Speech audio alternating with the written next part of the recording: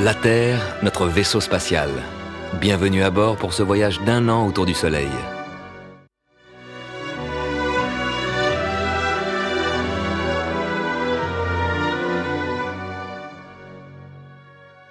Nous arrivons à la station du solstice d'été. C'est le premier jour de l'été, le jour le plus long de l'année. C'est le moment où la moitié nord de la Terre se penche le plus vers le Soleil.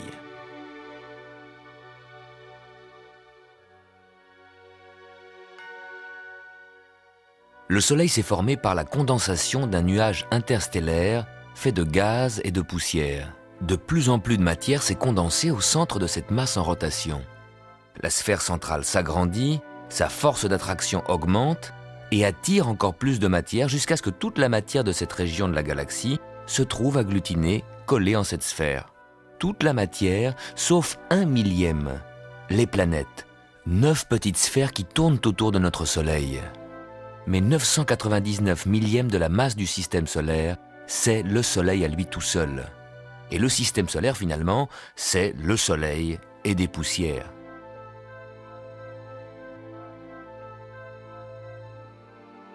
Les planètes, y compris la Terre, ne rayonnent pas. Elles ne font que refléter la lumière du Soleil.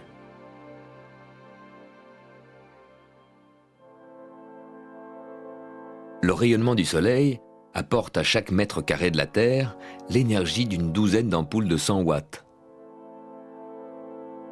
Le Soleil rayonne chaleur et lumière depuis plus de 4 milliards d'années.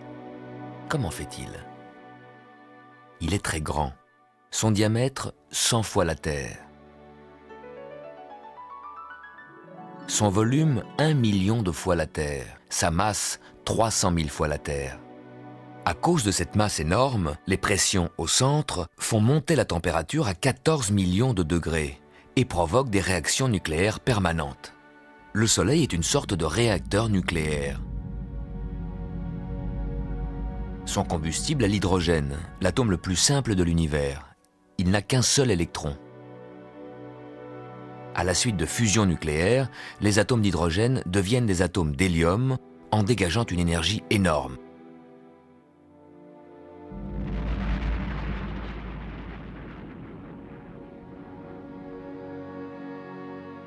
Cette énergie se propage vers la surface du Soleil et rayonne dans l'espace.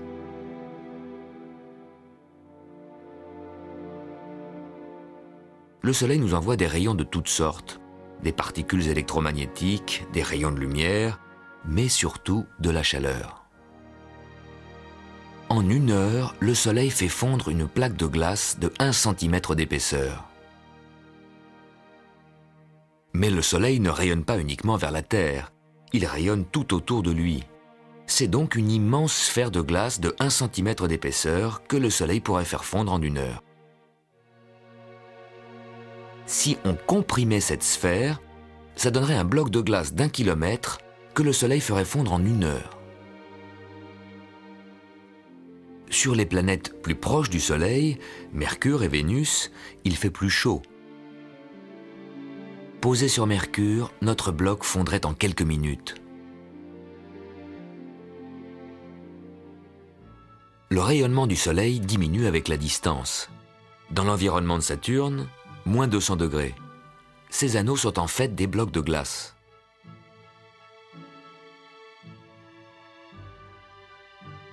Sur Jupiter, moins 160 degrés. Sur Mars, moins 60 degrés. La Terre a la bonne distance, bien tempérée à 17 degrés pour l'évolution d'êtres vivants adaptés à cette température. Vous en faites partie. Le jour du solstice, c'est le premier jour de l'été. C'est le jour où le Soleil est le plus haut dans le ciel. Le jour où il décrit sa plus longue trajectoire. Le jour le plus long de l'année. En hiver, quand le Soleil est bas, les rayons du Soleil pénètrent loin dans la pièce. Puis de jour en jour, les rayons du Soleil entrent par la fenêtre avec un angle de plus en plus vertical, au fur et à mesure que le Soleil a grimpé plus haut dans le ciel. Vu de l'espace, voilà ce qui se passe. Comme la Terre est penchée à 23 degrés vers le Soleil, au pôle Nord et jusqu'à 23 degrés du pôle, le Soleil ne se couche pas. Cette ligne, c'est le cercle polaire. 24 heures de soleil le jour du solstice d'été. S'il fait beau, là-haut dans le nord. Par contre, au tropique, à 23 degrés de l'équateur, tout autour de la Terre, le long de ce 23e parallèle, le soleil, à midi, se trouve à la verticale. Le 23e parallèle, c'est la ligne imaginaire qui passe en Floride, aux îles Hawaï, à Hong Kong ou à Swan. Ce 23e parallèle, c'est le tropique du Cancer, parce que le Soleil, dans cette position du solstice d'été, nous apparaît devant la constellation du Cancer. Le 23e parallèle est l'endroit où le Soleil, le jour du solstice, tape à la verticale. Et à Assouan, en Égypte, dans l'Antiquité, on avait remarqué qu'au jour du solstice, le Soleil éclairait le fond d'un puits. Le Soleil se trouvait donc à la verticale d'Assouan.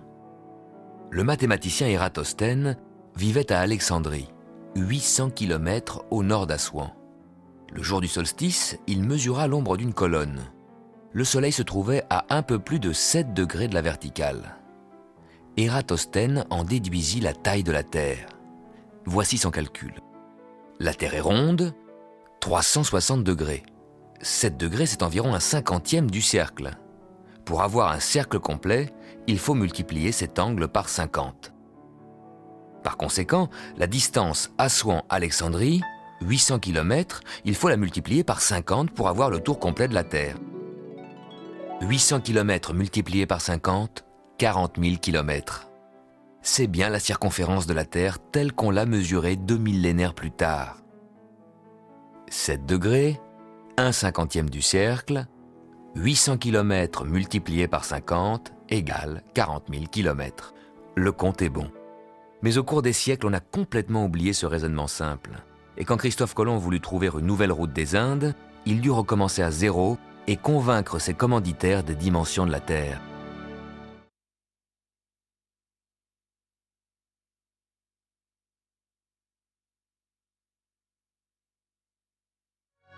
Nous venons de passer la station du solstice d'été. Pour la moitié nord de la Terre, c'est le jour le plus long de l'année. Au cercle polaire, le Soleil est resté 24 heures au-dessus de l'horizon. L'axe de la Terre est incliné de 23 degrés. Le cercle polaire se trouve à 23 degrés du pôle, donc juste frôlé par le Soleil. Par contre, au cercle polaire sud, à 23 degrés du pôle sud, le Soleil ce week-end ne s'est pas levé du tout. Même à midi, il reste sous l'horizon.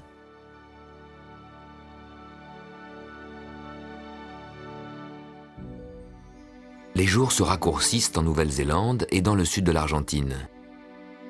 Les saisons sont inversées. Les rayons du soleil qui arrivent à angle oblique chauffent moins. C'est l'hiver. Dans 6 mois, la Terre sera à l'autre bout de son orbite.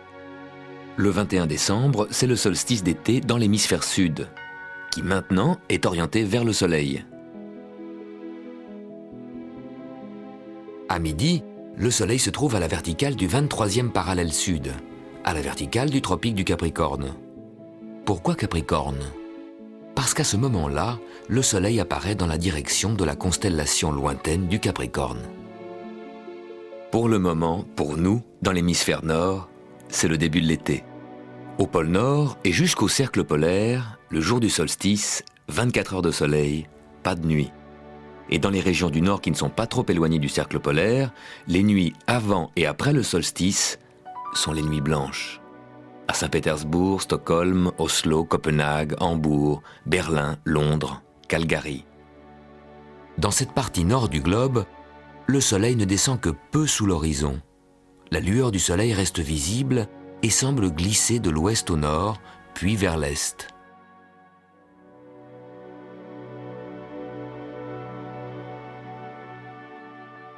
Après le coucher du soleil, il reste une lueur qui glisse lentement le long de l'horizon.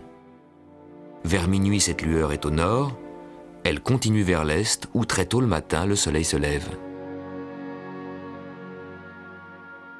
Dans une zone légèrement plus au sud, où se trouvent Paris, Winnipeg ou Vancouver, Cette lueur de nuit blanche reste visible jusqu'à minuit et réapparaît vers 3 heures du matin.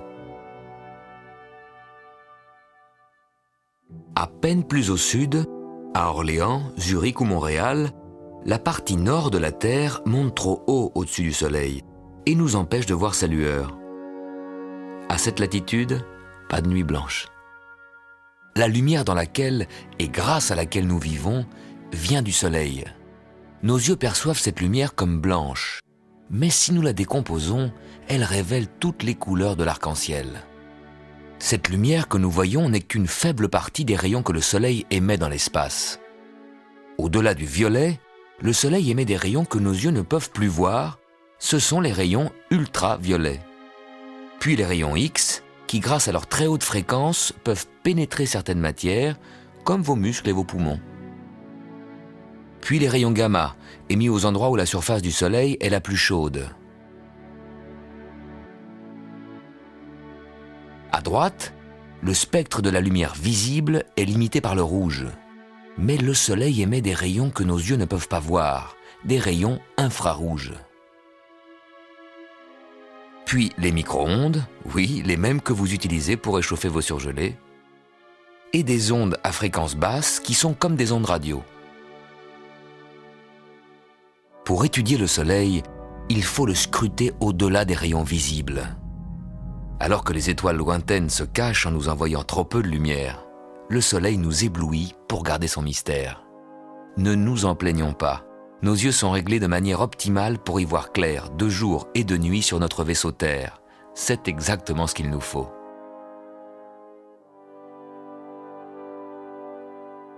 Attention, vous ne devez jamais regarder le Soleil sans protéger vos yeux. Des lunettes noires ne suffisent pas. Les verres fumés à la chandelle non plus. Pour observer le Soleil, achetez-vous des petits filtres solaires. Ce n'est pas cher. Ou projetez l'image du Soleil à travers des jumelles sur une feuille blanche. Vous verrez les taches solaires. Ce sont des trous dans l'enveloppe gazeuse du Soleil. Elles marquent l'endroit des éruptions.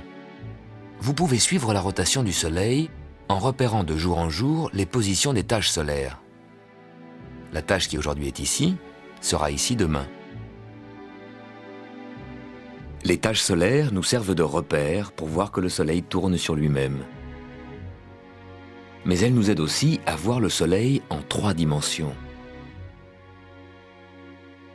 Des taches voisines se rapprochent l'une de l'autre quand elles arrivent au bord du disque solaire, parce que justement ce n'est pas un disque, mais une sphère, une énorme boule de gaz.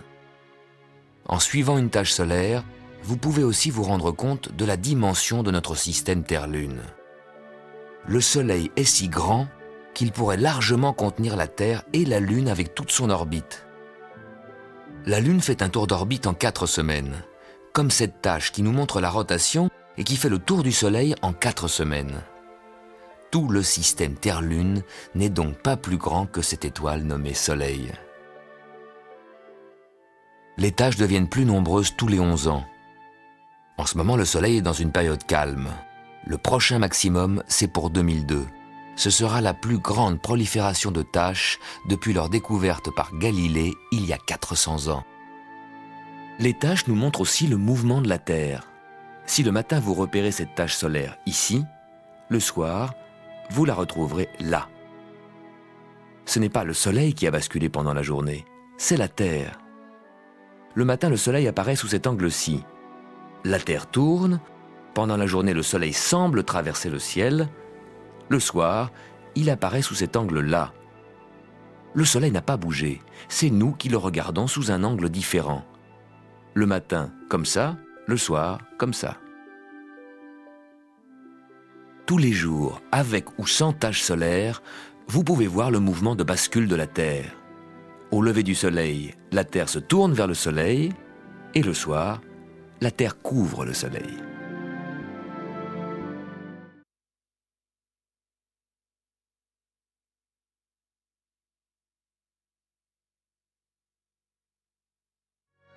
Nous sommes ici, et nous atteindrons la station équinoxe d'automne dans 12 semaines. C'est vrai, la Terre tourne autour du Soleil, mais pas sur un cercle, sur une ellipse. Au premier jour de juillet, nous passons au point le plus éloigné du Soleil. Mais alors pourquoi fait-il si chaud? En fait, la différence entre près du Soleil et loin du Soleil n'est pas si grande. Il y a une différence bien plus importante. La Terre ne se déplace pas droite, mais légèrement en biais. L'axe de la Terre est incliné.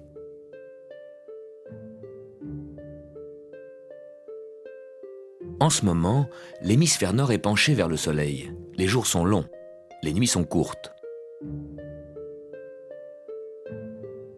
Mais surtout, comme la Terre est inclinée, les rayons du Soleil arrivent à des angles différents. En hiver, un rayon de soleil comme celui-ci nous arrivait en biais. Son énergie s'étalait sur une grande surface. On avait froid. Aujourd'hui, ce même rayon de soleil frappe le sol à un angle plus droit. Son énergie est concentrée sur une surface plus petite, ça chauffe.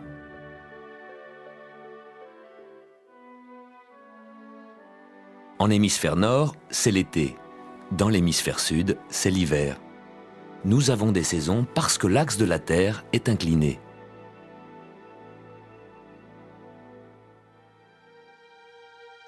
La Terre voyage sur une orbite en forme d'ellipse. Mais cette ellipse ne dévie d'un cercle parfait que de 2/100. Peut-on se rendre compte d'une si petite déformation? Oui, si une éclipse totale a lieu en juillet. Normalement, vu de la Terre, Soleil et Lune apparaissent de la même taille, alors qu'en réalité le Soleil est beaucoup plus grand.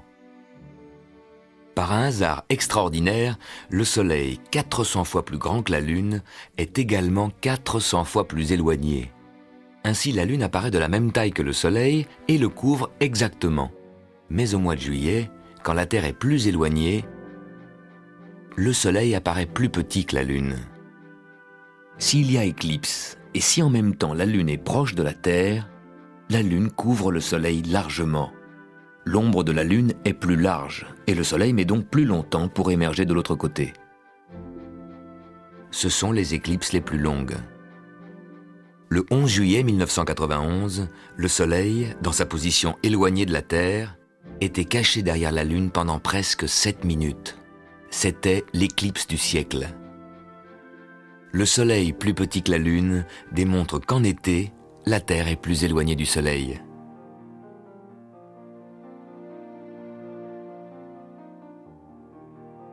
L'excentricité de notre orbite nous concerne tous.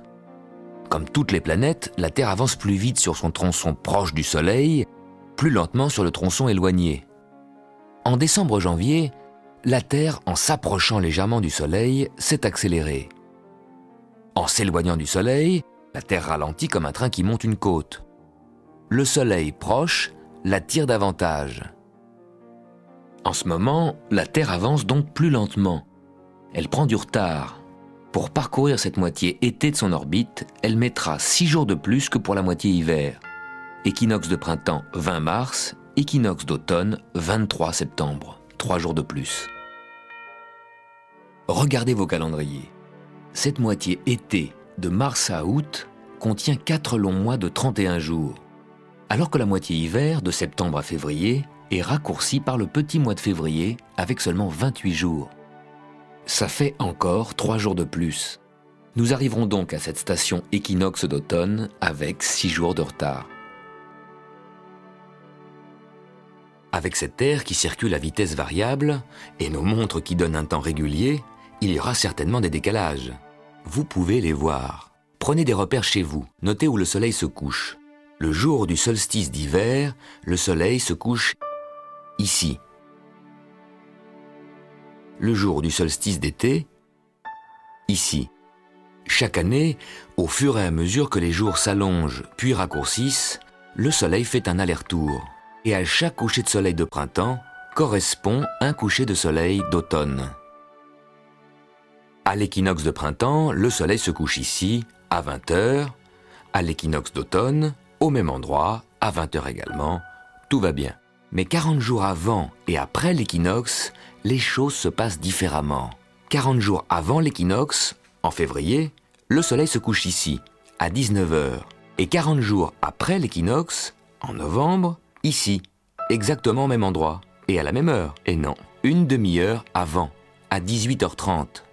Pourquoi au même endroit, mais pas à la même heure? Parce qu'en automne, la Terre a pris du retard et que nos montres indiquent une avance. Le soleil se couche au même endroit qu'au jour correspondant du printemps, mais nos montres lui donnent une demi-heure d'avance. Notre vitesse de croisière moyenne est de 107 000 km/h.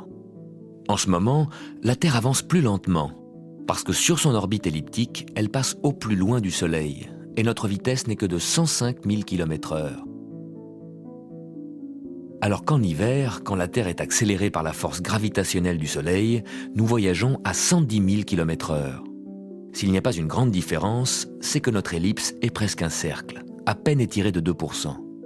Sur son orbite beaucoup plus elliptique, la comète Halley, qui nous visite tous les 76 ans, s'accélère pendant son passage près du Soleil à 200 000 km/h, le double de la Terre. Puis quand elle retourne vers la région lointaine de Neptune, elle ralentit à 3600 km/h, 30 fois plus lent que la Terre. Sur une ellipse aussi elliptique, on peut s'imaginer que le Soleil, en quelque sorte, jette au loin la comète qui, à mi-parcours, ralentit pour retomber vers le Soleil. Si vous jetez une balle en l'air, elle accélère sur une trajectoire étroite, ralentit, s'arrête et retombe. La Terre, elle, est en chute permanente vers le Soleil.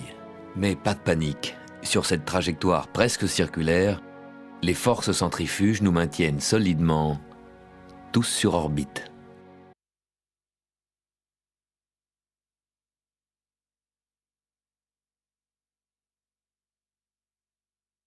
C'est un voyage réel, en temps réel.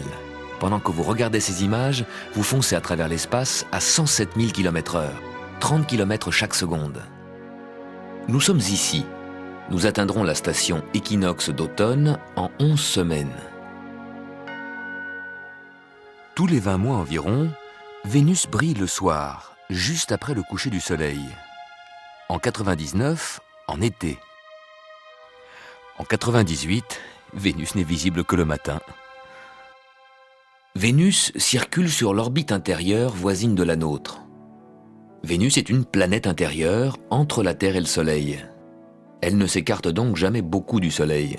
Vous le voyez, elle va plus vite que nous. 8 mois pour faire un tour complet du Soleil, nous, sur la Terre, 12 mois. Nous la voyons parfois à droite du Soleil, et puis quelques mois après, à gauche du Soleil.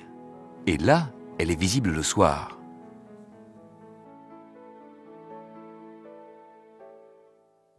Tant que vous regardez Vénus à l'œil nu, vous voyez un petit point lumineux comme les autres planètes et les étoiles. Mais avec des jumelles très puissantes ou avec un télescope, vous serez étonné. Vous verrez Vénus comme un croissant de lune. Pourquoi? Comme Vénus est plus proche du Soleil, nous la voyons éclairée de côté, comme la demi-lune. Les soirs de juillet 99, vous pouvez bien voir Vénus, notre planète sœur. Ces soirs-là, juste après le coucher de soleil, le système solaire se présente en un bel alignement. De gauche à droite, Mars, la Lune, Vénus, Mercure s'il n'y a pas de brume, et le Soleil que l'on devine juste en dessous de l'horizon. Toutes les planètes solides du système solaire réunies devant vos yeux, faciles à repérer grâce à la Lune. Un mois auparavant, la Lune nous a déjà présenté un tel alignement. Sauf que Mercure était à droite du Soleil, sous l'horizon. Voilà ce qui s'est passé entre-temps. Mercure, la planète la plus proche du Soleil, a parcouru le tiers de son orbite pour venir se placer entre le Soleil et Vénus. Vénus, la Terre et Mars ont continué leur périple. Vénus un peu plus vite, Mars un peu plus lentement que nous. La Lune, toute proche de la Terre, semble faire partie de ce club de planètes qui sont pourtant 600 fois plus éloignées.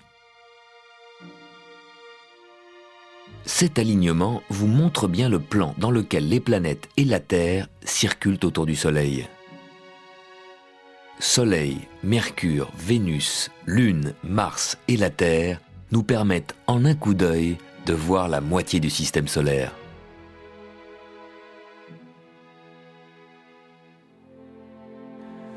Au printemps 99, d'une semaine à l'autre, la planète Vénus devient de plus en plus visible dans le ciel du soir. Pourquoi ? Tous les jours, pendant que le Soleil traverse le ciel, il est suivi de Vénus, invisible dans le ciel bleu. Quand Vénus suit le Soleil de très près, le soir le Soleil passe sous l'horizon et Vénus, tout de suite après, passe également sous l'horizon. Vénus reste donc invisible. Puis Vénus se décale de plus en plus à gauche du Soleil. En suivant le Soleil avec ce plus grand décalage, Vénus traverse le ciel 1 heure plus tard. Au coucher du Soleil, Vénus a le temps de briller encore 1 heure avant de passer également sous l'horizon. Vénus est si brillante que vous pouvez parfois l'apercevoir en plein jour, là où l'air est très pur, dans le désert, en montagne ou si vous prenez l'avion. Pourquoi Vénus est-elle si brillante ? Elle est près de nous. Elle apparaît donc plus grande que d'autres astres plus éloignés. La planète Jupiter est plus éloignée, moins brillante. Vénus, comme Jupiter, comme toutes les planètes, ne rayonne pas. Elle nous renvoie la lumière du Soleil. Elle nous en renvoie même beaucoup. Car Vénus est plus près du Soleil que nous et reçoit un rayonnement plus fort. Mais aussi parce qu'elle est recouverte d'une épaisse couche de nuages blancs qui réfléchissent intensément les rayons du Soleil. Cette brume nous cache la surface de Vénus. Ce sont les radars des sondes spatiales qui nous révèlent ces montagnes et vallées vénusiennes. Il y fait une chaleur à fondre le plomb. L'atmosphère très dense empêche la chaleur accumulée par Vénus de s'échapper vers l'espace. C'est l'effet de serre. Sur la Terre aussi, nous connaissons l'effet de serre. Notre atmosphère, moins que celle de Vénus, freine le rayonnement de la chaleur vers l'espace et nous protège de trop violentes fluctuations de température entre jour et nuit, entre été et hiver. Sur Vénus, il n'y a ni été ni hiver. Les rayons du Soleil frappent toujours sous le même angle, car l'axe de Vénus se dresse presque droit sur son orbite. Sous les nuages, les Vénusiens, s'il y en avait, ne verraient jamais ni les étoiles, ni leur planète voisine, la Terre. Mais Vénus a aussi une autre particularité. Vénus tourne en sens inverse de toutes les autres planètes, et très lentement. La Terre met 24 heures pour une rotation autour de son axe. Jupiter, 10 heures. Vénus, 8 mois. Légèrement plus qu'elle met pour faire le tour du Soleil. Qu'est-ce qui s'est passé ? L'atmosphère dense qui entoure Vénus a subi un effet de marée, semblable à la marée des océans qui entourent la Terre. La force d'attraction du Soleil attire l'atmosphère de Vénus en un bourrelet de marée. Ainsi déformée, Vénus a ralenti sa rotation. Résultat, le Soleil a plus de temps pour chauffer cette partie de l'atmosphère qui, en se dilatant, renforce encore l'effet de marée, donc le ralentissement. Et tous ces effets se cumulent jusqu'à ce que la rotation soit quasiment arrêtée et même légèrement inversée. Un phénomène mystérieux se produit chaque fois que Vénus et la Terre se rapprochent au plus près. À chaque rencontre, tous les 20 mois, c'est le même méridien de Vénus qui pointe vers la Terre. Peut-être est-ce un hasard. Mais si c'était une sorte de résonance planétaire entre la Terre et notre voisine Vénus. Pensez-y le soir quand vous la verrez.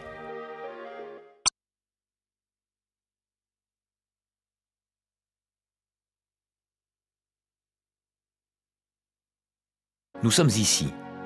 La Terre fait route du solstice d'été vers l'équinoxe d'automne. La pleine lune se lève à l'est, juste quand le soleil se couche à l'ouest.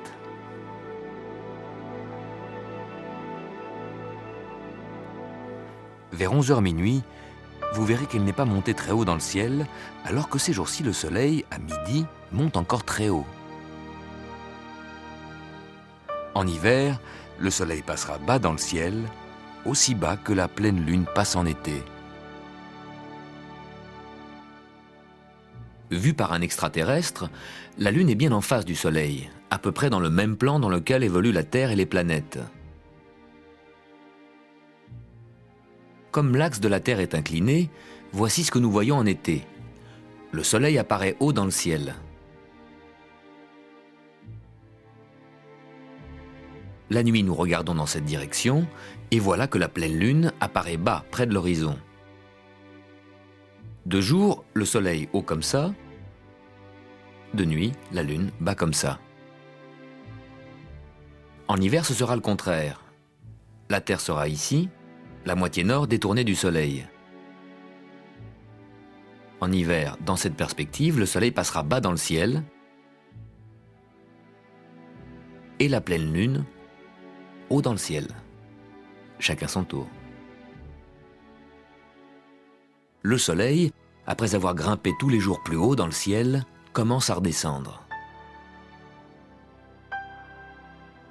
Si vos fenêtres donnent vers le sud, vous verrez qu'aujourd'hui, à midi, le Soleil est encore haut dans le ciel. Ses rayons n'éclairent le sol que près de la fenêtre. En été, ce n'est pas la fenêtre, c'est le toit de la maison qui fait face au Soleil. Vu de l'espace, voilà ce que ça donne. Le Soleil éclaire le toit. Puis au fur et à mesure que la Terre avance sur son orbite, la moitié nord se détournera de plus en plus du Soleil. C'est ce mouvement de bascule de la Terre qui modifie l'angle des rayons du Soleil. En hiver, les rayons, sous un angle plus oblique, pénétreront plus loin dans la pièce. Le Soleil sera plus bas sur l'horizon et traversera le ciel sur une trajectoire de plus en plus basse.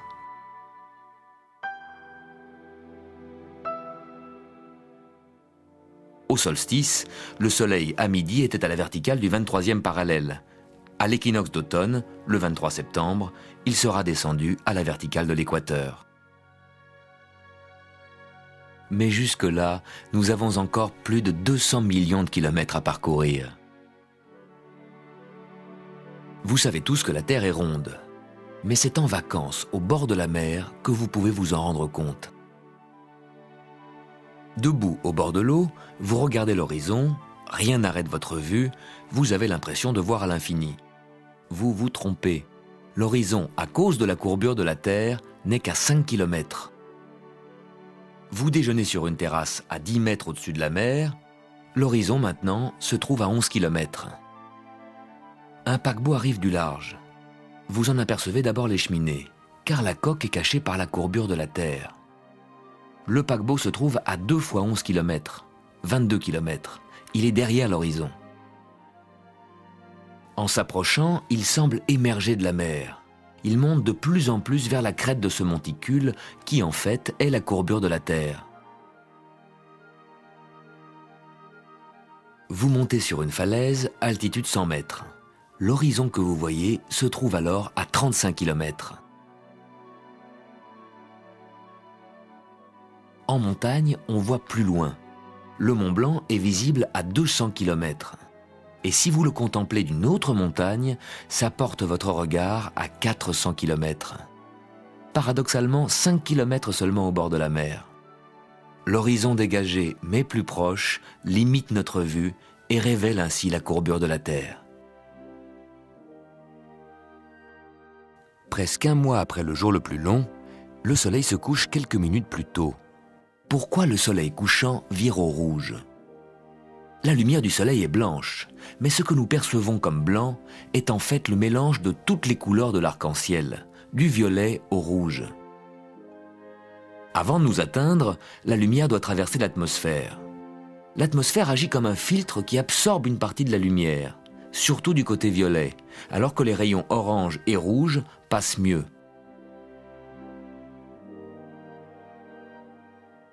À midi, les rayons du soleil traversent l'atmosphère sur un trajet court.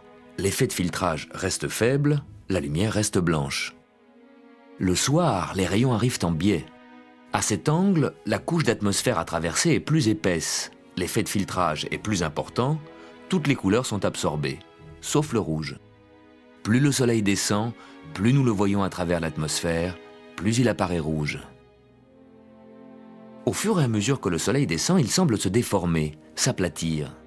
C'est encore un effet de l'atmosphère, qui non seulement filtre les couleurs, mais dévie les rayons de lumière. L'épaisseur de l'atmosphère déforme le disque solaire pour le dilater en ovale. Quand en plus les vents et les températures perturbent l'atmosphère, nous voyons un soleil déchiré. Le soleil se couche 1 minute plus tôt que la veille. Mais quand vous regardez le soleil se coucher, il n'est plus là. Depuis 8 minutes déjà, le soleil est sous l'horizon. 8 minutes, c'est le temps que met la lumière pour parcourir la distance du soleil à la Terre. Les particules qui transportent la lumière voyagent à 300 000 km par seconde. C'est la vitesse maximum absolue. Rien dans l'univers ne peut aller plus vite que la lumière. Dans notre vie quotidienne, nous ne sommes pas conscients de la vitesse de la lumière. La lumière nous paraît quelque chose d'instantané. Nous voyons même des lumières lointaines en même temps qu'elles s'allument. Dans le système solaire, le clair de lune nous arrive en 1 seconde. Mais la lumière des étoiles de la constellation Orion met des siècles pour arriver jusqu'à nous. Imaginons qu'on regarde Orion, non pas de la Terre, mais d'un autre endroit dans l'univers. Là, vous voyez que ces étoiles se trouvent à des distances très différentes. Vous les voyez comme elles étaient à des époques lointaines, des siècles, des millénaires, des images décalées dans le temps. Les étoiles, vous les voyez en différé.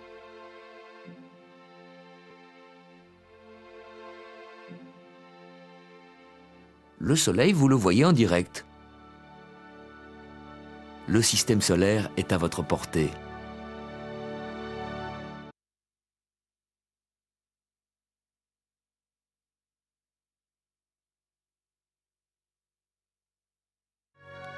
Nous sommes ici. La Terre avance à 107 000 km/h, 30 km par seconde.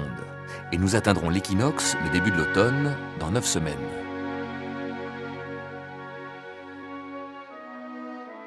La Terre est magnétique. C'est comme un énorme aimant. Son champ magnétique a 2 pôles situés près du pôle Nord et du pôle Sud. Les aiguilles de nos boussoles s'orientent vers ces pôles, dirigées par les lignes de force du champ magnétique de la Terre. Nous ne voyons pas ce champ magnétique, tant que rien ne vient le perturber.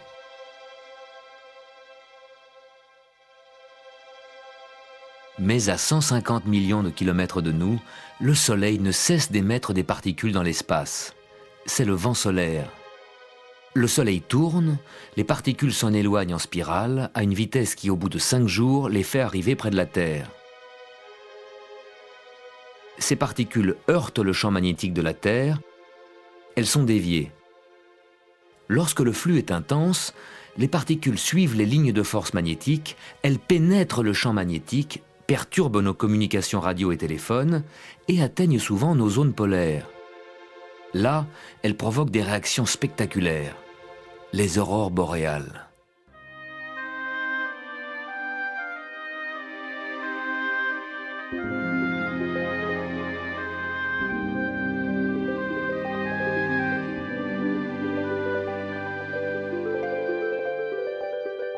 Mais pendant ce temps-là, chez nous, il fait chaud. C'est la canicule. Mais que veut dire canicule?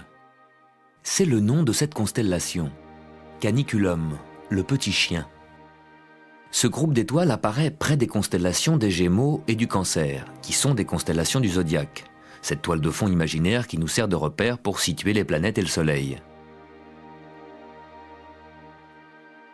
La semaine dernière, le Soleil était encore devant la constellation des Gémeaux.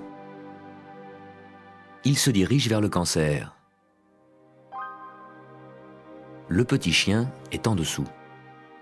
Vu de la Terre, le Soleil est près de la constellation du petit chien. C'est la canicule. Mais attention, ce n'est pas le Soleil qui bouge, c'est la Terre qui file sur son orbite et le Soleil semble se déplacer devant le zodiaque. Ce n'est que maintenant, à la canicule, qu'il fait le plus chaud. Pourtant, le Soleil était au plus haut il y a 1 mois, au solstice. Mais il met du temps pour réchauffer l'énorme masse d'air de notre atmosphère. Et encore plus longtemps pour réchauffer la mer pour votre baignade. En ces jours de canicule, nous sommes particulièrement conscients du rayonnement du Soleil. Ce rayonnement donne à la Terre les conditions exceptionnelles qui ont permis à la vie d'évoluer. Ces conditions dépendent d'un équilibre très délicat entre les rayons que la Terre absorbe et ceux qu'elle réfléchit dans l'espace. Les surfaces claires réfléchissent la lumière, les surfaces sombres l'absorbent. Les calottes polaires sont blanches, les nuages sont blancs. Là où la Terre est blanche, elle réfléchit la plus grande partie du rayonnement dans l'espace. Par contre, là où la Terre a des couleurs sombres, les forêts et les mers profondes, elle absorbe beaucoup de rayonnement et en réfléchit peu. Au total, la Terre n'absorbe que 2/3 du rayonnement. C'est insuffisant. Il ferait trop froid, la température ne serait que de -18 degrés. Ce qui nous sauve, c'est l'effet de serre. Les nuages et l'atmosphère laissent passer des rayons infrarouges qui chauffent. Mais surtout, ils empêchent cette chaleur de s'échapper vers l'espace. Grâce à cet effet de serre, nous avons une température moyenne de 17 degrés et un climat stable. Et la pollution? Cela pourrait renforcer l'effet de serre. Mais son influence sur le climat n'est pas certaine. Dans notre atmosphère, riche en oxygène, ce rayonnement maximum du Soleil entraîne la formation de l'ozone. Il y a l'ozone utile et l'ozone nocif. À basse altitude, surtout par forte chaleur, l'oxygène mélangé au gaz carbonique produit l'ozone, qui est nocif quand nous le respirons.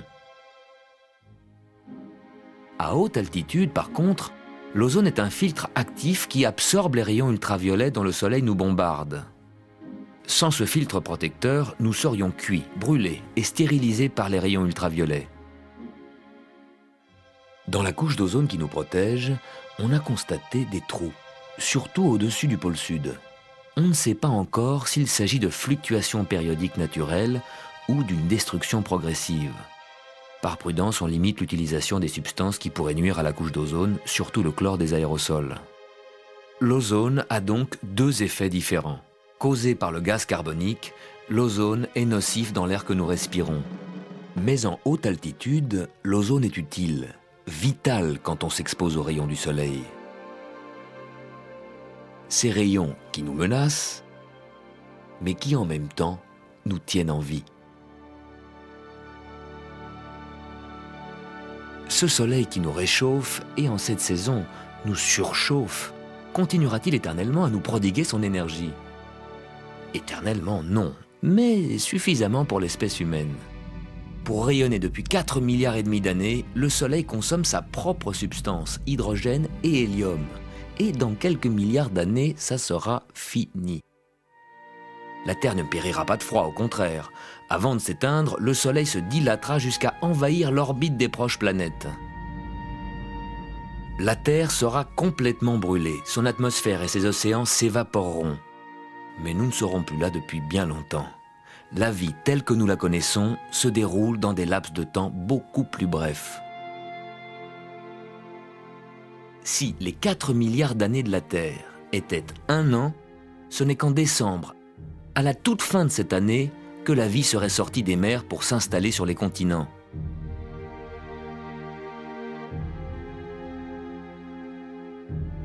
Quant à l'espèce humaine, nous avons fait notre première apparition le 31 décembre. Un quart d'heure avant minuit. Toute l'histoire de l'humanité n'est donc qu'un bref instant dans les dimensions de l'univers. Le Soleil, lui, tiendra encore bien 4 milliards d'années. Coincés entre un passé et un futur infiniment plus grand que nous, accordons d'autant plus de valeur au présent.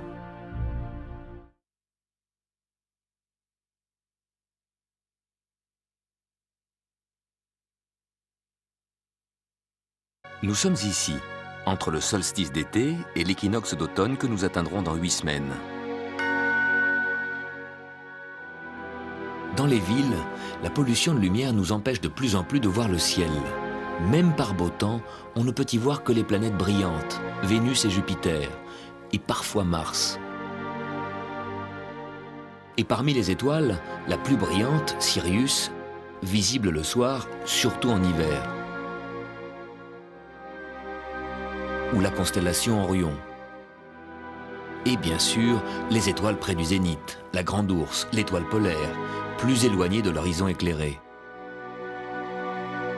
Loin des villes, en vacances, choisissez un endroit à l'abri de toute lumière.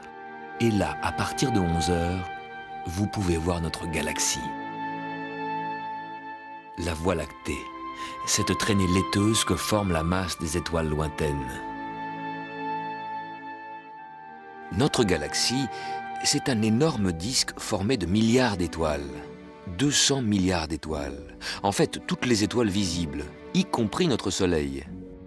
Nous n'en voyons qu'une partie parce que nous sommes nous-mêmes à l'intérieur de ce disque.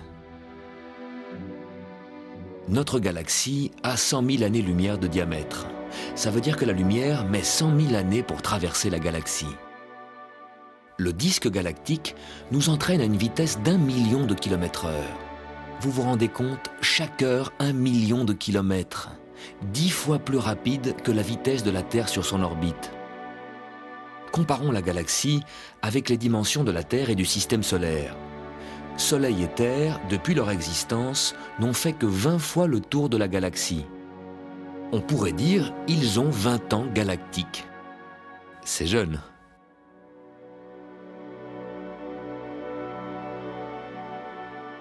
Notre galaxie est en forme de spirale, parce que les étoiles à l'extérieur du disque restent un peu à la traîne. Au-delà de notre Voie lactée, l'espace s'ouvre sur d'autres galaxies lointaines. Des milliards de galaxies. Elles s'éloignent toutes les unes des autres. En fait, elles s'éloignent toutes d'un point d'origine, de l'explosion originale, du Big Bang, où il y a 12 ou 15 milliards d'années, l'univers aurait pris naissance.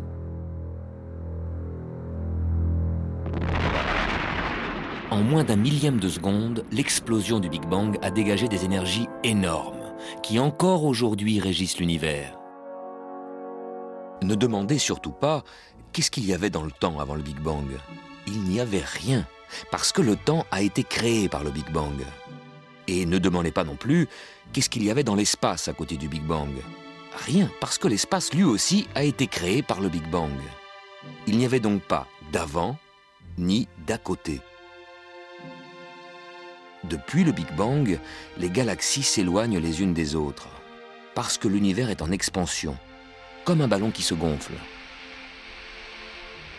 Tous les points d'un ballon qui se gonfle s'éloignent les uns des autres. De la même manière, toutes les galaxies s'éloignent les unes des autres. Plus elles sont loin, plus elles vont vite. Il en résulte une perspective étonnante. De notre point de vue, les galaxies semblent toutes s'éloigner de nous. Nous voyons donc cet univers qui gonfle comme si nous étions, nous, au centre. Ce point de vue est aussi juste, aussi réel que le point de vue de quelqu'un qui regarderait l'univers depuis le Big Bang.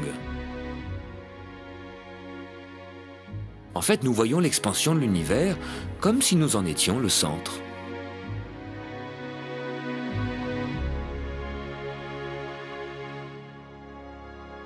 Pourtant, sans le savoir, sans le ressentir, nous faisons partie de cette fuite des galaxies. Nous sommes emportés dans la rotation de la Voie lactée, qui entraîne le Soleil, qui entraîne la Terre et qui nous entraîne.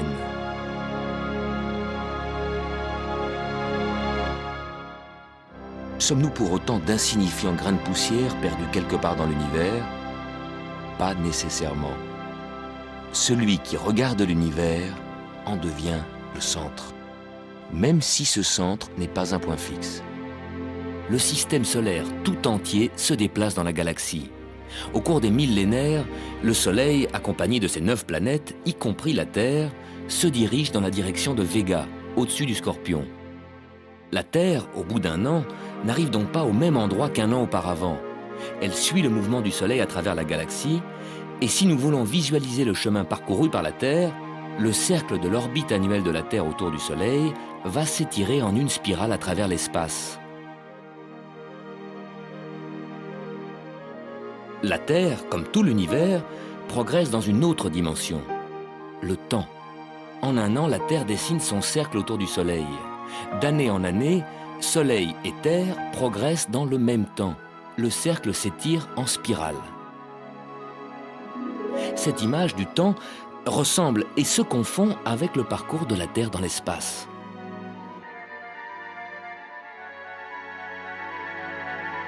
Une image du temps, comme chaque image, a besoin d'un espace. Par exemple, l'espace de votre écran de télévision en ce moment.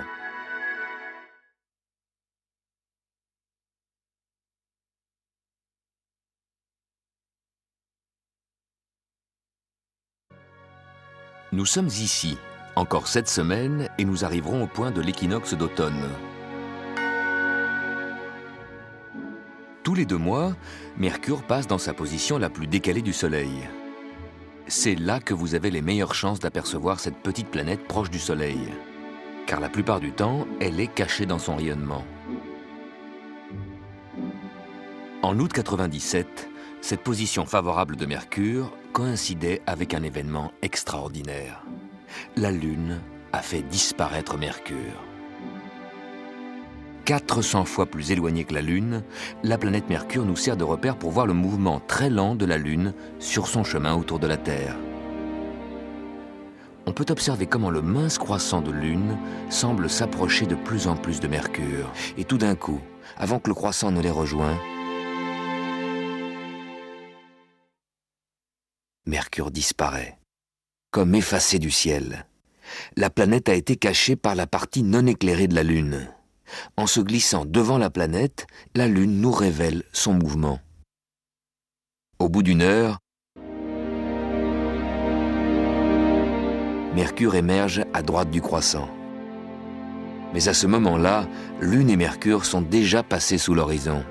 L'occultation aura pu être observée de la moitié ouest de l'Europe, à l'ouest d'une ligne Londres-Paris-Barcelone. Si vous n'y étiez pas, au moins vous pouvez la voir ici, sur ces images.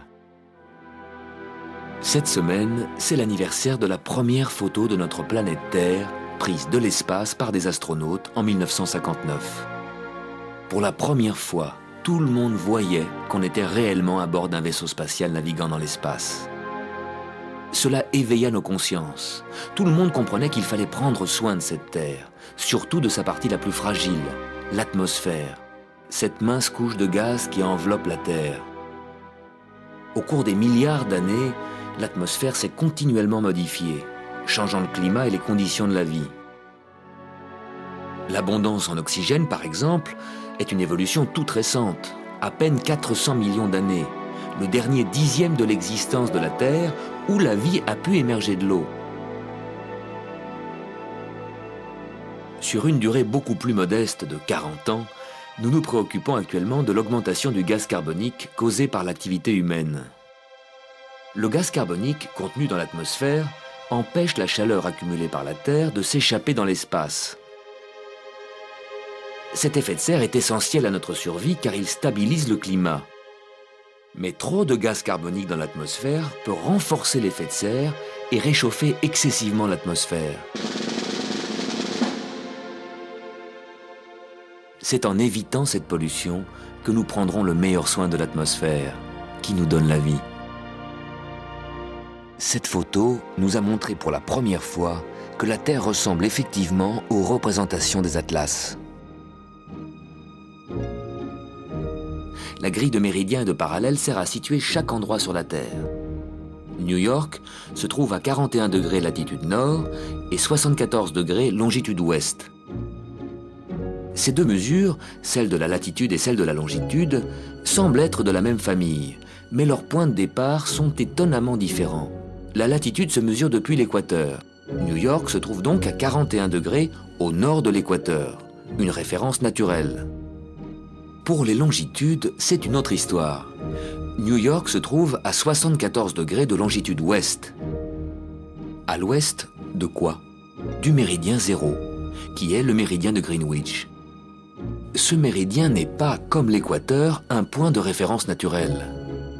C'est à Greenwich, près de Londres, que se trouve l'Observatoire royal anglais, Et pendant des siècles, toutes les cartes marines faisaient référence au méridien de Greenwich, qui est devenu ainsi le méridien zéro international. Ce méridien est donc le point zéro pour la rotation de la Terre dans l'espace. Et un repère de temps, car l'heure de Greenwich est devenue l'heure universelle. Espace et temps se rencontrent. Notre vaisseau spatial Terre est quadrillé par les méridiens et les parallèles qui permettent de situer chaque endroit. 49 degrés latitude nord, 2 degrés longitude est, Paris. 41 degrés nord, 74 ouest, New York.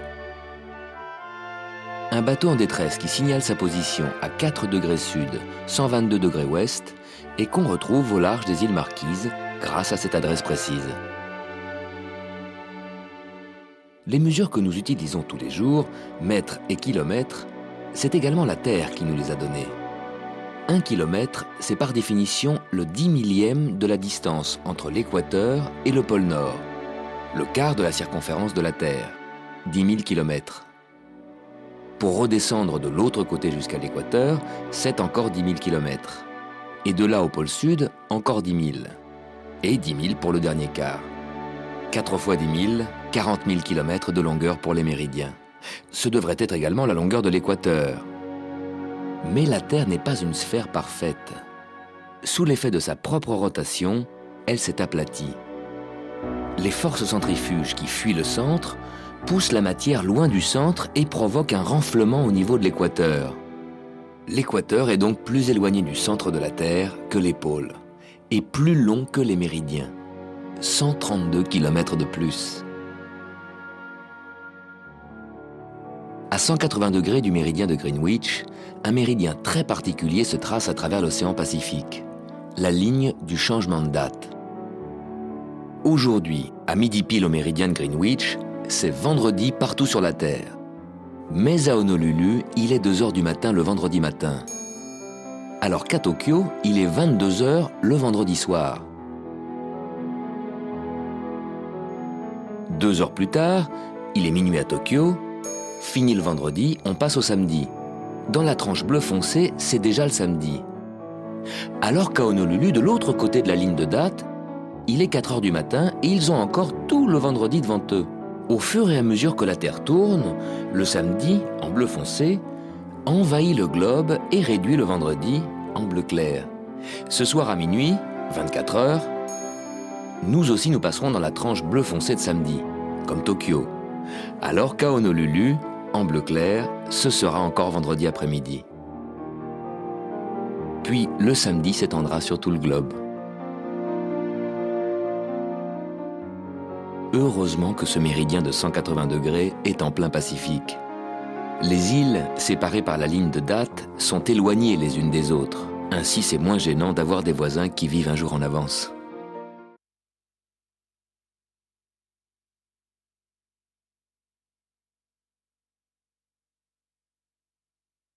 Nous sommes ici, environ à mi-chemin entre le solstice d'été, le 21 juin, et l'équinoxe d'automne, le 23 septembre. Comme chaque année au mois d'août, c'est le moment où l'on voit beaucoup d'étoiles filantes. À cette époque de l'année, la Terre traverse les débris qu'une comète a laissés sur son sillage. La Terre fonce dans cette nuée de poussière. Ce sont de minuscules grains de quelques milligrammes seulement qui s'échauffent et s'enflamment au contact de l'atmosphère de la Terre. Et c'est le feu d'artifice des étoiles filantes.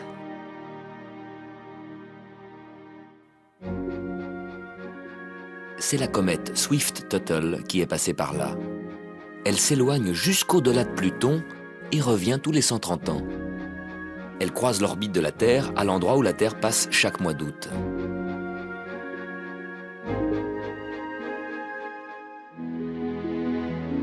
La Terre traverse les poussières de comètes comme une voiture les flocons de neige. Pour les voir, il faut regarder en avant. Mais c'est où l'avant? Avec la Terre qui tourne autour de son axe, où est l'avant? Pour regarder dans la direction de la course de la Terre, vous devez toujours avoir le Soleil à votre gauche. À minuit, en regardant vers le sud, vous tournez le dos au Soleil. Pour l'avoir à votre gauche, Tournez-vous à gauche, vers l'est. Ça y est, là vous regardez en avant, dans la direction des poussières de comètes. Vers minuit, les étoiles filantes devraient apparaître à 3 largeurs de main au-dessus de l'horizon. Mais comme la Terre tourne, plus la nuit avance, plus vous devez regarder vers le sud-est. Et le point d'où viennent les étoiles filantes va monter dans le ciel. C'est le matin que vous en verrez le plus, car le matin, vous regardez directement vers le radiant, le point d'où viennent les étoiles filantes. D'autres comètes passent plus loin de la Terre, comme la célèbre comète Halley, qui revient tous les 76 ans. La comète Hale-Bopp, qui est passée près du Soleil en mars-avril 97, met des millénaires avant de revenir. Peut-être est-elle déjà passée il y a 3000 ans. On le saura dans 3000 ans, si elle revient. Mais il y a parfois des comètes qui se font piéger, comme la célèbre petite comète Shoemaker-Levy, qui en 1994 était passée trop près de Jupiter. Elle a été capturée par les énormes forces d'attraction de Jupiter et s'est mise à tourner autour de la planète géante sur une orbite qui la faisait passer de plus en plus près. Le tiraillement des forces gravitationnelles finit par faire éclater le noyau de la comète. Un tour d'orbite plus tard, ces fragments s'écrasèrent les uns après les autres sur l'épaisse atmosphère gazeuse de Jupiter.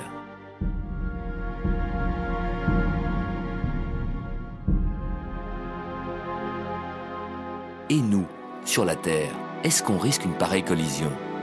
C'est très peu probable, mais à son prochain passage, Swift-Tuttle nous croisera de près. Au dernier passage de Swift-Tuttle, les astronomes avaient calculé et prédit son retour pour 1984. Mais les comètes ne sont pas fiables. Réchauffées par le Soleil, elles éjectent des masses de gaz et de poussière, et cela modifie leur trajectoire et bien entendu le moment exact de leur retour. Swift-Tuttle nous est arrivé avec 8 années de retard, en novembre 1992. La comète a croisé notre trajectoire alors que nous étions ici, loin de la trajectoire de la comète. Ce lieu de croisement, la Terre y passe chaque année le 12 août. Mais attention, le prochain rendez-vous de la comète est prévu pour un 14 août. Ce sera en 2126. La Terre passera cette espèce de carrefour, comme chaque année, le 12 août, 2 jours avant la comète.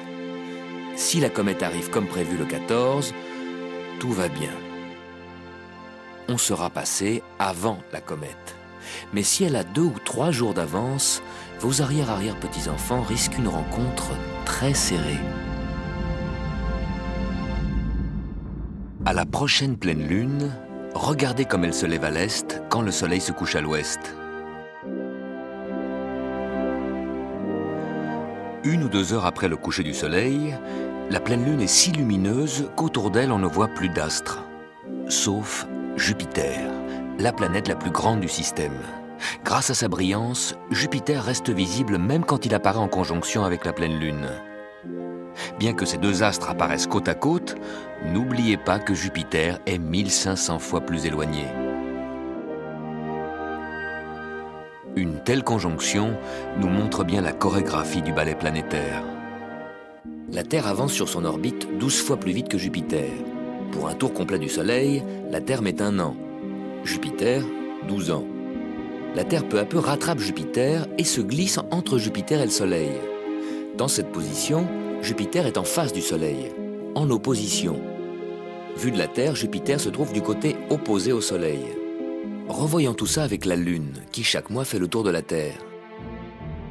Quand elle rejoint la ligne Terre-Jupiter, elle est en conjonction avec Jupiter.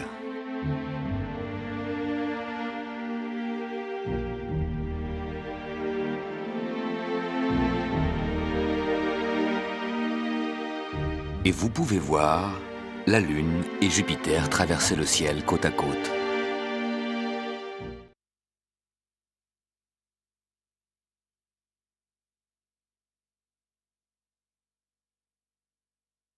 Nous sommes ici.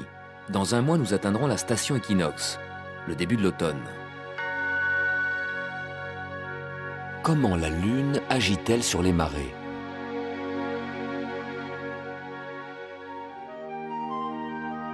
Chaque mois, les plus fortes marées sont déclenchées quand Lune, Terre, Soleil sont alignés, comme par exemple à la nouvelle Lune. Lors de ces alignements, les forces d'attraction de la Lune et du Soleil agissent dans la même direction, s'additionnent et provoquent les plus grandes marées de chaque mois. Quant aux plus grandes marées de l'année, elles se produisent normalement à l'époque des équinoxes, car à ce moment-là, les forces centrifuges de la Terre s'ajoutent à la force d'attraction du Soleil et agissent plus fort sur les masses d'eau des océans. Il y a pourtant des années où la plus forte marée ne se produit pas à l'équinoxe, mais à la pleine lune d'un autre mois, du mois d'août par exemple. À cause d'un facteur que l'on oublie souvent, la distance de la Lune. L'orbite de la Lune est une ellipse. Parfois la Lune est loin, parfois elle est proche. Plus elle est proche, plus la marée est forte. Si le jour de la pleine lune du mois d'août coïncide avec le jour où la Lune est le plus proche, c'est cette pleine lune-là qui déclenchera les plus fortes marées de l'année, plus fortes encore que les marées d'équinoxe.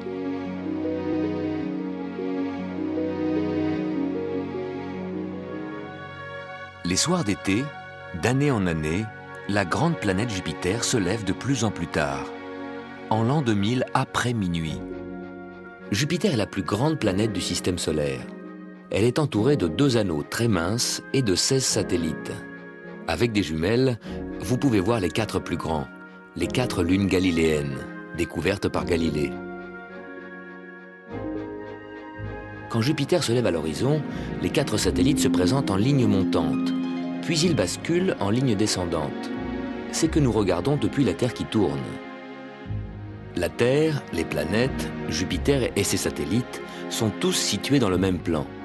Mais comme la Terre tourne, notre poste d'observation change d'inclinaison d'heure en heure. Les 4 satellites, parce qu'ils sont alignés, nous le montrent encore mieux.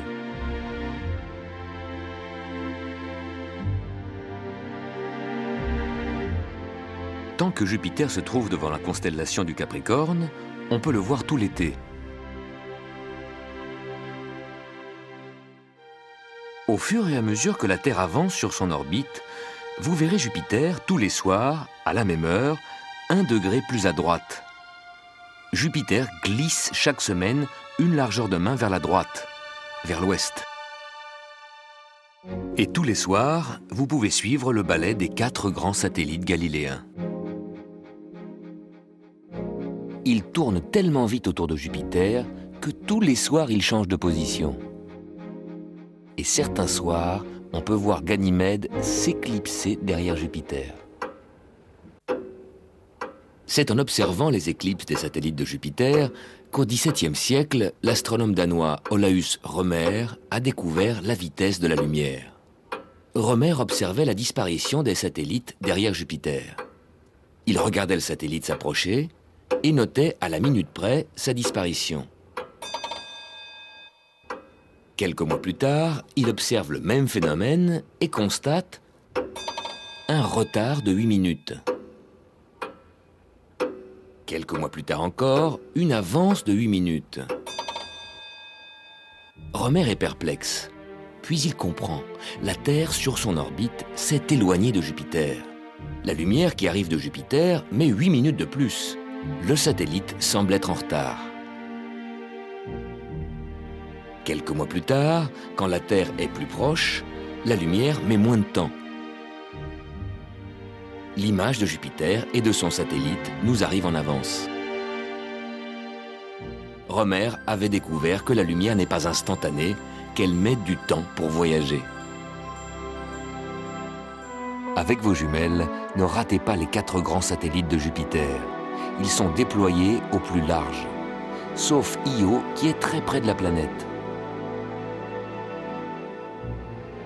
Io, le satellite le plus proche de Jupiter, tourne autour de la grande planète en moins de 2 jours, alors que notre Lune met 28 jours pour faire le tour de la Terre. Io est l'astre le plus coloré du système solaire. Il est le seul astre, en dehors de la Terre, où on a pu voir des éruptions volcaniques.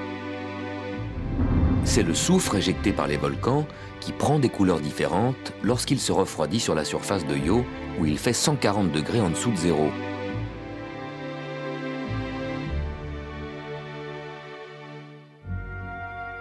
Les gaz et les poussières éjectés par ces volcans sont éparpillés sur la trajectoire du satellite. Chargés d'électricité, ces particules modifient le rayonnement des ondes radio que Jupiter émet dans l'espace.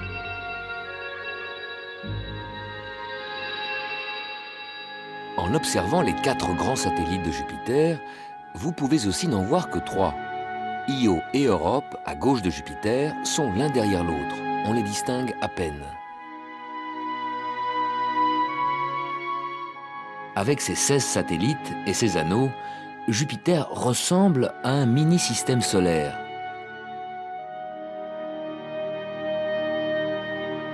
Son influence s'étend bien plus loin. À 800 millions de kilomètres à droite et à gauche de Jupiter, son orbite est peuplée par 2 groupes de petits astres, les Troyens.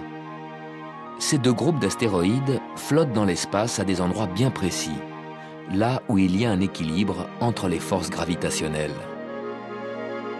Les Troyens forment avec Jupiter et le Soleil des triangles parfaits qui tournent autour du Soleil à la même vitesse que Jupiter, en 12 ans, 12 fois plus lentement que la Terre.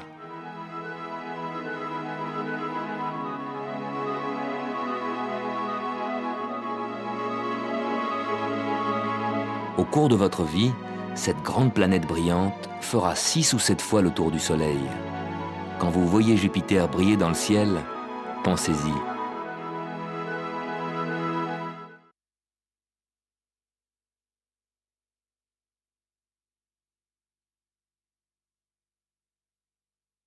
Nous sommes ici. Nous parcourons en ce moment l'étape qui nous mène à l'équinoxe d'automne, que nous atteindrons dans moins d'1 mois. La Terre nous fournit la mesure du temps. Un jour, c'est une rotation complète de la Terre autour de son axe. Un an, c'est la durée du voyage de la Terre autour du Soleil. L'année a 365 jours. Mais 365, c'est un trop grand chiffre pour compter les jours. Surtout pour nos ancêtres qui émergeaient tout juste des cavernes et prenaient conscience du temps qui passe. Il leur fallait un calendrier simple et évident. La Lune a fourni aux hommes une mesure de temps qui, depuis des millénaires, régit notre vie de tous les jours. La Lune tourne autour de la Terre en 28 jours, en 4 quartiers de 7 jours, 4 semaines. C'est le seul astre qui change d'aspect de jour en jour. Nos ancêtres, avant même de savoir lire ou écrire, pouvaient suivre facilement ce calendrier céleste. En 1 semaine, la nouvelle lune devient demi-lune. 1 semaine encore pour que la demi-lune devienne pleine lune. 1 semaine jusqu'à la demi-lune décroissante. Et une 4e semaine pour le dernier quartier qui finit par la nouvelle lune. C'est de là que vient la semaine de 7 jours. Une lunaison de 28 jours divisée par les 4 quartiers, égale à 4 semaines de 7 jours, dont le premier a pris le nom de la lune, lundi. En latin, lune die, le jour de la lune. La Terre nous donne aussi la mesure de l'espace. 1 kilomètre, c'est le 10 millième de la distance du pôle Nord à l'équateur. Le kilomètre qui nous donne une bonne image des distances entre 2 villes ou 2 continents n'est plus un outil valable pour mesurer le système solaire, et encore moins pour mesurer la distance des étoiles. Ces distances-là, on les mesure en années-lumière. La lumière parcourt 300 000 km en 1 seconde. L'année-lumière, c'est la distance que parcourt la lumière en 1 an. Ça fait 9 millions de kilomètres. C'est un 9 avec 12 zéros. Oublions les kilomètres et mesurons en années-lumière. L'étoile polaire se trouve à 460 années-lumière. La lumière a mis 460 ans pour faire le trajet de l'étoile polaire jusqu'à vos yeux. Pour mesurer une distance dans l'espace, la distance Terre-étoile polaire, nous utilisons une mesure de temps, le temps que la lumière met pour parcourir cette distance. La Terre nous fournit aussi une autre base de mesure, très grande et très utile, le diamètre de son orbite, 300 millions de kilomètres. Cette base permet de mesurer la distance des étoiles les plus proches. Ce soir, visons l'étoile Sirius, devant les étoiles plus lointaines. Dans 6 mois, la Terre nous aura amenés à l'autre bout de son orbite. De cet endroit, visons de nouveau l'étoile Sirius. Elle se trouve maintenant décalée par rapport au fond stellaire éloigné. L'angle nous donne la distance de cette étoile. 8 années-lumière. C'est le principe de la parallaxe, l'angle entre les axes.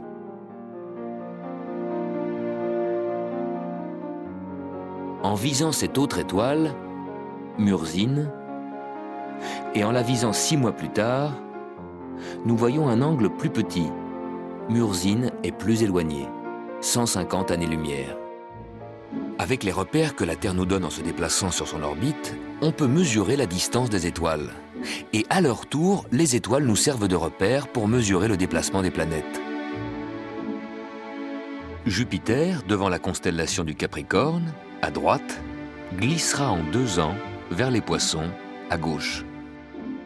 Les groupes d'étoiles, les constellations qui se trouvent derrière les planètes, forment le zodiaque. Comme la Terre avance sur son orbite, le Soleil, lui aussi, apparaît successivement dans des secteurs différents du zodiaque. En ce moment, il est devant la constellation du Lion. Le Soleil en Lion, fin août, et d'après l'horoscope, il devrait être en Vierge. Il ne faut pas confondre les constellations avec les signes astrologiques. Les astrologues divisent le zodiaque en 12 secteurs égaux de 30 degrés chacun, alors que les constellations, les groupes d'étoiles, ont des largeurs très différentes. Le Lion occupe un secteur de 35 degrés. Le secteur du Cancer n'est que de 9 degrés.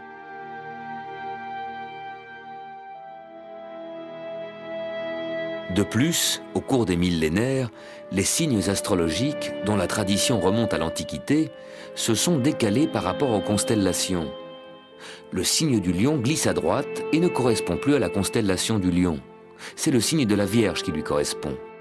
Résultat, aujourd'hui, pour les astrologues, le Soleil se trouve dans le signe de la Vierge, alors que les astronomes le voient devant la constellation du Lion. À vous de faire la différence.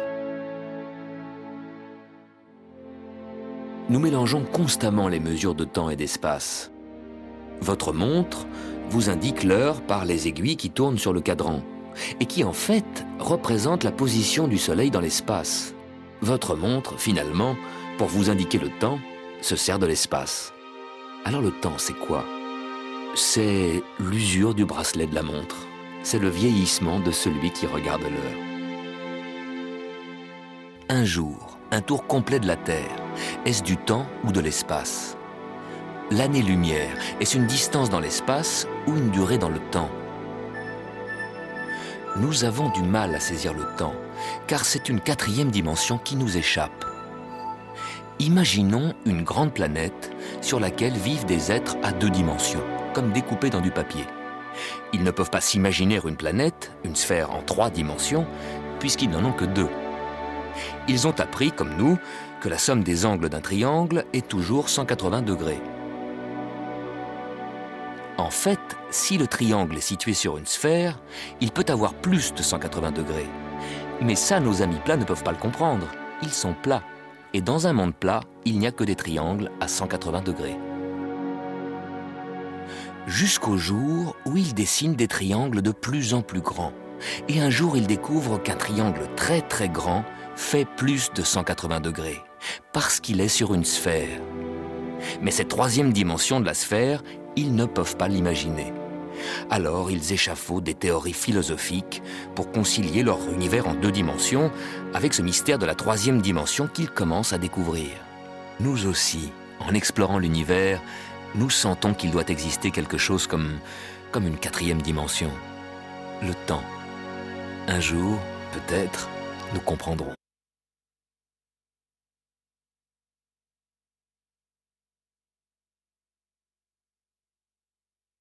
Nous sommes ici et nous atteindrons la station équinoxe dans un peu plus de 2 semaines. Quand la Lune rejoint l'axe Terre-Soleil, c'est la nouvelle Lune. Et 2 fois par an, cet alignement peut provoquer une éclipse solaire.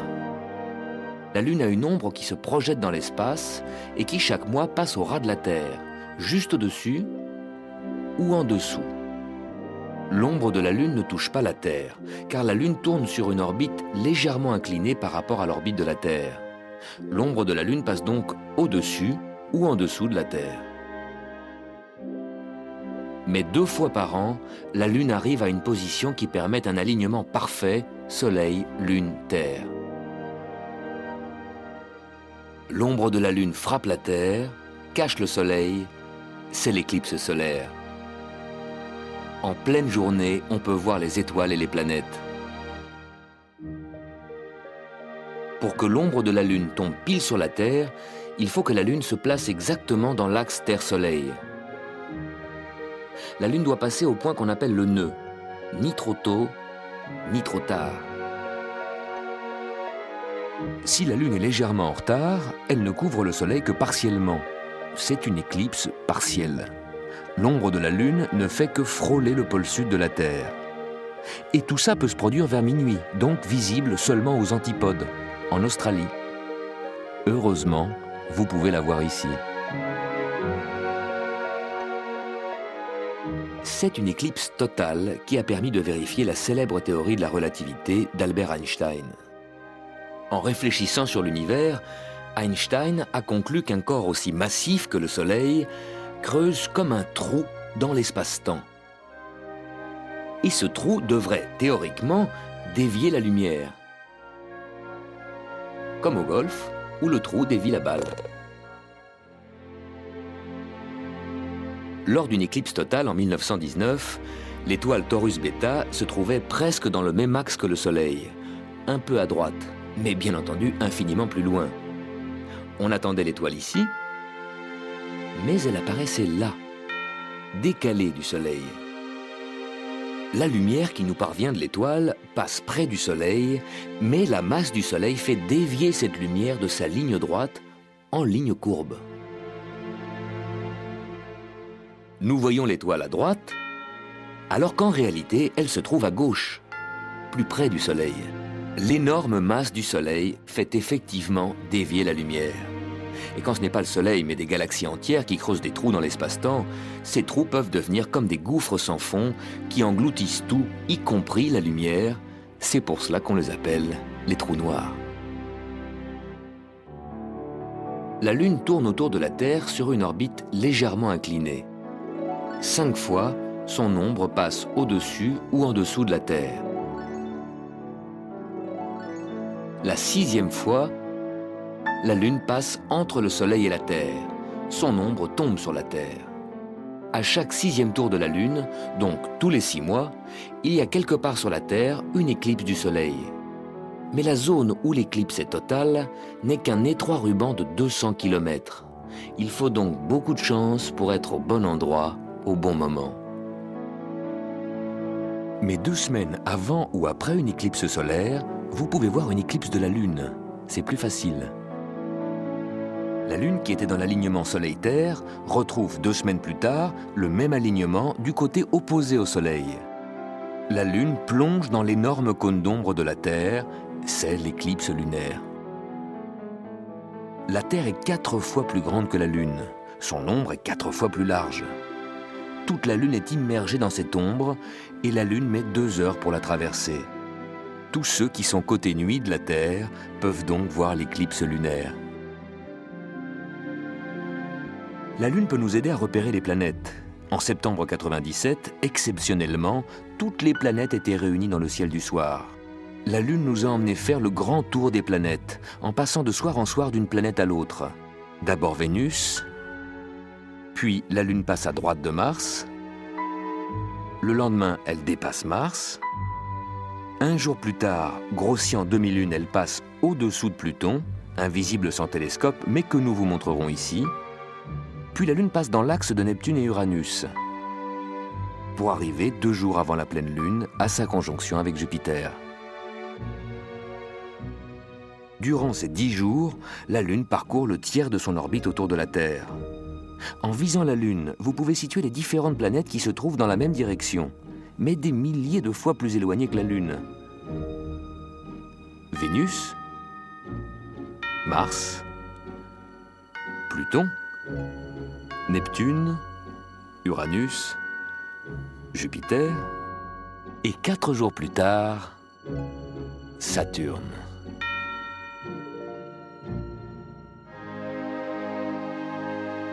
La Lune, en rencontrant les différentes planètes, vous révèle la géographie du système solaire, en commençant par Vénus.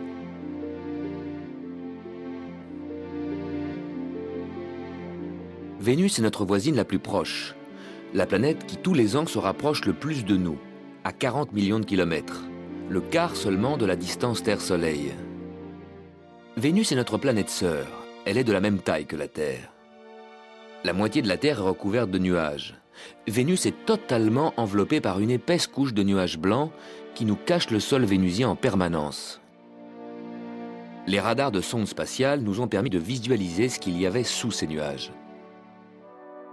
Un sol accidenté, des montagnes de 10 000 mètres d'altitude, des volcans, pas d'eau, un environnement hostile très chaud, 480 degrés, une atmosphère très dense, composée de gaz carbonique, qui exerce une pression 100 fois plus grande que l'atmosphère de la Terre. L'atmosphère de Vénus tourne rapidement et provoque des vents de 300 km/h. Sous les nuages, Vénus tourne très lentement et en sens inverse. Puis la Lune est passée de Vénus vers Mars.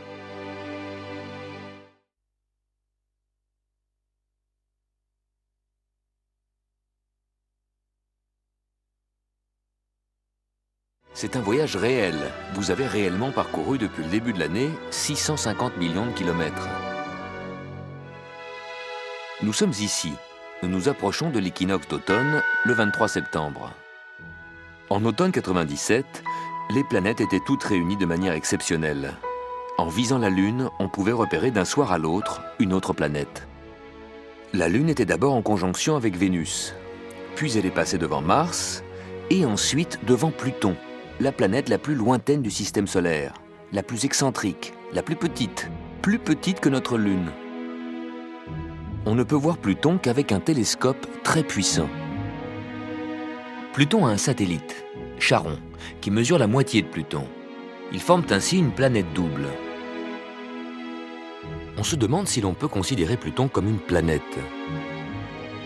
Peut-être est-ce un ancien satellite de Neptune qui se serait échappé de son emprise pour se mettre en orbite à son propre compte autour du Soleil. Une lune qui serait devenue planète. Ou bien Pluton serait un ancien astéroïde. Alors que les planètes géantes attiraient des astéroïdes pour s'agrandir à leurs dépens, Pluton aurait pu être éjecté vers l'extérieur des planètes, ce qui expliquerait son orbite désordonnée.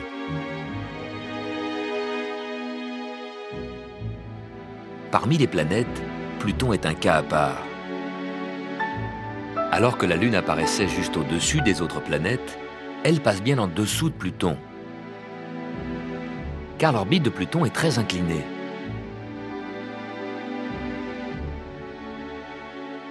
Et aussi très excentrique, au point de couper l'orbite de sa voisine, Neptune. En ce moment, Pluton, la petite planète à droite, circule à l'intérieur de l'orbite de Neptune, la planète bleue, en haut à gauche. Ce n'est donc pas Pluton, mais Neptune qui actuellement est la planète la plus éloignée du Soleil. Dès l'an 2000, Pluton croisera de nouveau l'orbite de Neptune et l'ordre normal sera rétabli pour les 2 siècles à venir. Pluton et Neptune risquent-ils de se percuter ?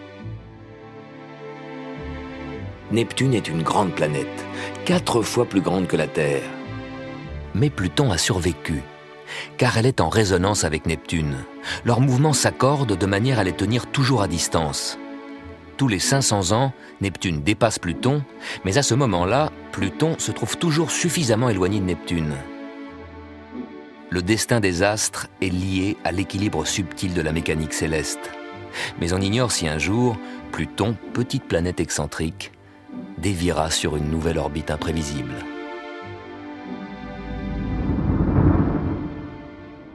Après être passée devant Pluton, la Lune se dirige vers Neptune.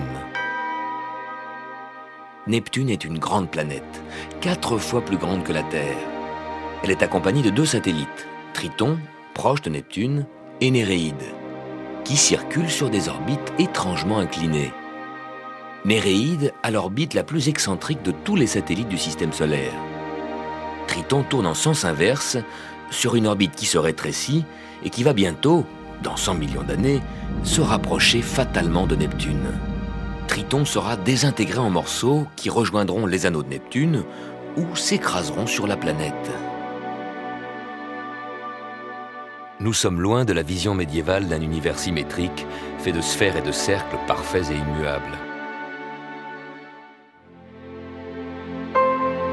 Puis la Lune, dans son périple, s'approche de son alignement avec Uranus. Uranus est 2 fois plus éloigné du Soleil que Saturne. 20 fois plus éloigné du Soleil que nous. À cette distance, Uranus se distingue à peine des étoiles qui l'entourent. Uranus apparaît donc comme une petite étoile. Sur les cartes du ciel du XVIIIe siècle, cet astre était indiqué comme une étoile de la constellation du Taureau. En 1781, un astronome amateur, William Herschel, en observant la constellation des Gémeaux, remarqua un astre qui, normalement, ne devait pas s'y trouver. En continuant ses observations, il constata que l'astre se déplaçait très lentement dans le même plan que les planètes et qu'il venait précisément de la constellation du Taureau. Cette petite étoile était en fait une planète. Herschel avait découvert Uranus. On a mis des siècles pour découvrir qu'Uranus n'était pas une étoile fixe, mais une planète qui bouge. Et encore des siècles pour découvrir qu'Uranus est la seule planète du système solaire dont l'axe est couché sur son orbite. Parfois Uranus roule en avant comme un ballon, puis de l'autre côté de son orbite, elle avance à reculons. Uranus met 84 ans pour faire un tour complet du Soleil. Avec son axe couché et toujours orienté du même côté, les jours sur Uranus durent 42 ans et les nuits 42 ans. Et les saisons également, 42 ans d'été et 42 ans d'hiver. Les étoiles rayonnent de la lumière. Uranus est une planète, elle ne rayonne pas. Elle ne fait que refléter la lumière du Soleil. Vu d'Uranus, le Soleil est 20 fois moins lumineux. La lumière qu'elle nous renvoie est donc très faible. Et d'Uranus, comment voit-on la Terre? Pas du tout. Trop près du Soleil, la Terre disparaît dans son rayonnement. En progressant sur son orbite autour de la Terre, la Lune nous présente tous les soirs une partie plus grande de sa moitié éclairée par le Soleil. Elle reflète de plus en plus de lumière vers la Terre. Le clair de lune augmente de soir en soir. La pleine lune est 20 fois plus lumineuse que le premier petit croissant. Autour de la pleine lune, on ne voit plus d'étoiles. Le seul astre qui reste visible à proximité de la Lune, c'est Jupiter, la plus grande des planètes. C'est ce qui arrive quand la Lune est en conjonction avec Jupiter. Mais parfois, la Lune, en progressant sur son orbite, avant d'arriver à son alignement avec Saturne, rencontre quelque chose. Comme une ombre. Et oui, c'est l'ombre de la Terre qui se projette dans l'espace. Tous les mois, la Lune passe dans ce secteur. 5 mois sur 6, elle passe au-dessus de cet énorme cône d'ombre ou en dessous. Mais tous les 6 mois, la Lune traverse l'ombre de la Terre. C'est l'éclipse lunaire. Vous la verrez sur votre écran la semaine prochaine.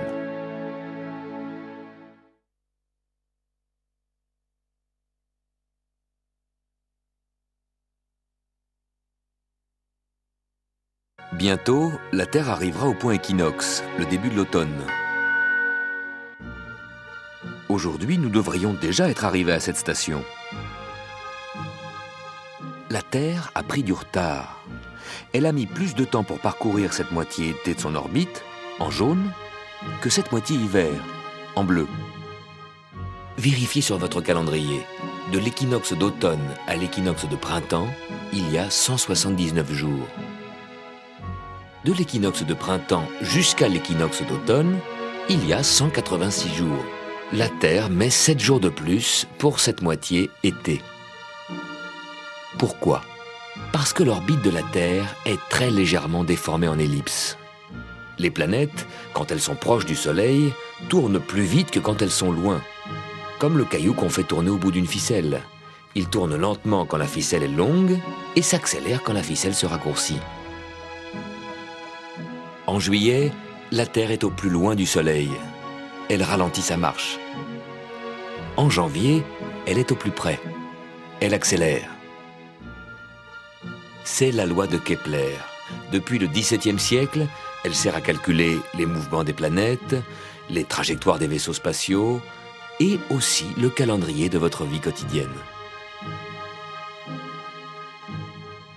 Quand Soleil, Lune, Terre sont bien alignés, l'ombre de la Lune frappe la Terre.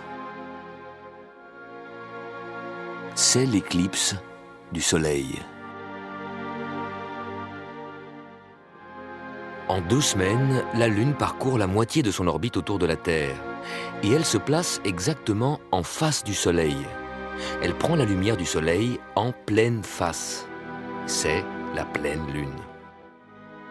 La Terre projette son ombre dans l'espace et traîne avec elle cet énorme pilier de 12 000 km de large. Chaque soir, quand le Soleil se couche, nous entrons dans cette ombre de la Terre et nous y passons la nuit. 2 semaines avant ou après l'éclipse solaire, l'ombre de la Terre se projette sur la pleine Lune et l'obscurcit. C'est l'éclipse lunaire et nous pouvons enfin voir l'ombre de la Terre. Pendant l'éclipse, la Lune prend des couleurs. Ce sont les rayons du Soleil qui, avant d'arriver sur la Lune, frôlent la Terre et traversent l'atmosphère qui absorbe toutes les couleurs sauf le rouge, comme au coucher du Soleil. Les rayons qui font rougir la Lune sont en quelque sorte des rayons de soleil couchant.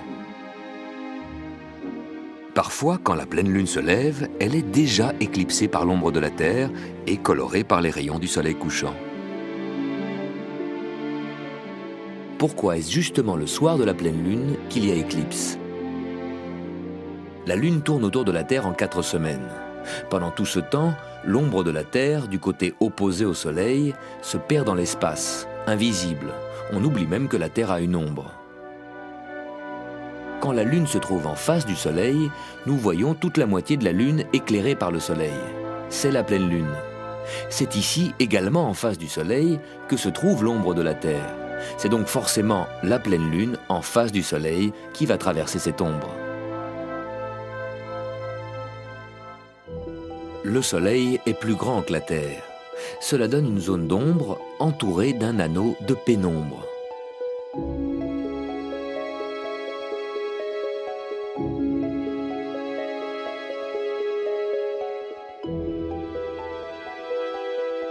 La Lune entre d'abord dans la pénombre. Puis en 2 ou 3 heures, elle est presque entièrement couverte par l'ombre de la Terre. Ensuite, elle retrouve la pénombre et quelques heures plus tard, le spectacle est terminé. Pour achever le grand tour planétaire commencé la semaine dernière, voici ce qui se passe quand la Lune s'aligne avec Saturne. La veille de l'alignement, la Lune est à 4 doigts à droite de Saturne. Les 2 astres traversent le ciel côte à côte. Pendant la nuit, la Lune, qui avance sur son orbite autour de la Terre, semble se rapprocher encore de Saturne. À l'aube du lendemain matin, la Lune n'est plus qu'à 2 doigts de Saturne. La différence de 2 doigts entre le soir et le lendemain matin, c'est la distance que la Lune a parcourue sur son orbite pendant la nuit, 30 000 km. Vous pouvez les voir au bout de vos 2 doigts. La Lune tourne autour de la Terre pendant que la Terre avance sur son orbite. Mais la trajectoire de la Lune s'étire en longueur car la Terre avance très vite. Cette nuit, pendant que la Lune a fait ses 30 000 km autour de la Terre en a fait presque 1 million sur son orbite, en emportant la Lune avec elle.